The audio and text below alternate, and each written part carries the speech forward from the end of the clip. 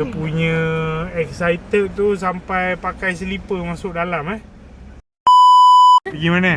Klinik. Pergi buat apa? Nak pergi ambil MC. Sakit apa? Sakit mata. Nombor IC ingat? Ingat. Masuk dalam jumpa doktor, apa nak cakap semua tahu? Tahu. Tak boleh pergi sendiri? Boleh. Okey, pergi.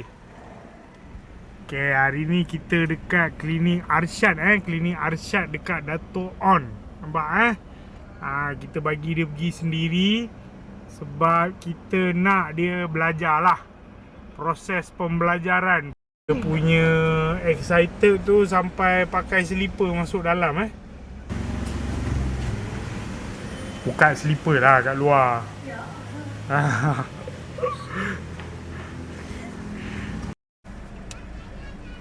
Okay, dia dah keluar klinik. Kita tanya dia Dah? Settle? Dah jumpa doktor dah? Dah. Doktor cakap apa? Doktor cakap ada bekas sikit tapi esok boleh pergi sekolah. Besok boleh pergi sekolah? Boleh. Doktor tanya tak kenapa datang seorang? Tak. Tak tanya? Sebab apa? Tak tahu. Oh, sebab kau dah besar kot. Mana saya tahu cik. Doktor tak tahu. Doktor tak tanya. Duit? Duit dah bayar dia datang lah. Berapa? Tak bagi tahu. Tak tanya dia?